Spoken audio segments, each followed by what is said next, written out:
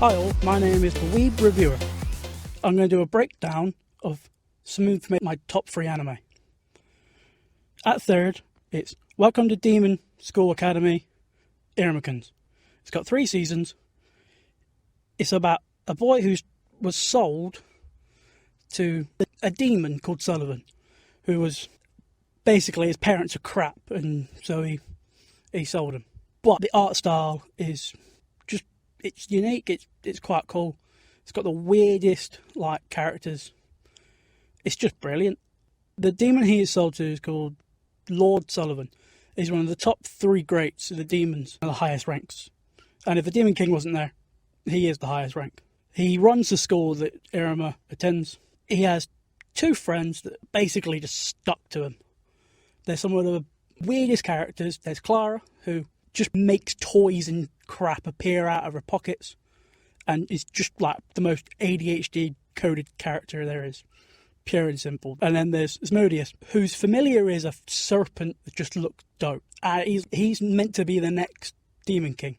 But then Irmaken appears, and basically the story is pushed that he then becomes his master. But he's basically just his best friend, so it works out alright. Sullivan, even though he's meant to be this big, bad demon lord, just treats Irma like he's his grandson. Feeds him, puts him up in a giant mansion, and he just enjoys life. Some of the art styles and characters that are in it are no different in quirkiness and weirdness than My Hero Academia characters. There's this lion-faced, weird-looking ass guy, and then there's this character who's a teacher who basically is just Bane but loves plants. The art style makes it look like it's this happy, lovely, just pure version of hell. Apart from the fact that he's the only human, and the law says that they eat humans. So he basically spends all his time freaking out that he's going to get eaten. Which is quite funny, and it's always good to see. At number 2 is Horimiya, which is, there's one season that's got the actual stuff in it, and there's one season that's just all the shit that's missing out of the manga. It's a romance anime, but it's really good. The 2 main characters are Miyamura, who's just a weird, gloomy child whilst he's in school. Moni comes out, he's got piercings, he's got tattoos, he looks like he's just come off a year bender at bloody getting pissed. It's just a dope character. And then you've got Hori, who is just the moment she leaves school, she just becomes this mother character to her brother, just cleans and enjoys the stressful life that she has.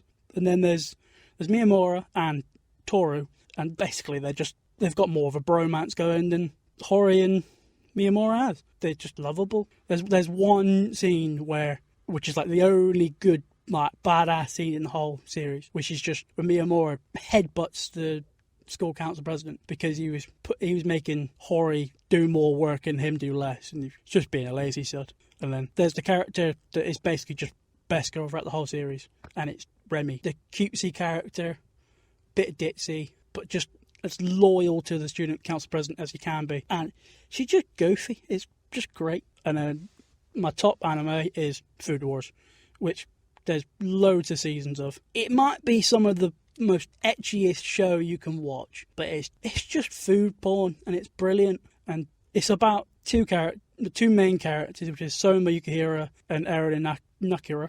They go to this food school called Totsuki Academy. It's massive. It's meant to be the best food school in the world, and Soma was forced to go because his dad, brilliant chef, who basically just went, "You're going, I'm buggering off to cook in the rest of the world again." And it's literally just a food battle anime where he's got to battle people to get to the Council of 10, which is the top people in the school. One of the main points is the second main character, Erina, she's got this thing called the God Tongue, where she can just taste anything. But because of that, her dad was just an absolute dick. He just was abusive. They made him into this incredible villain character, which for a food anime is just great.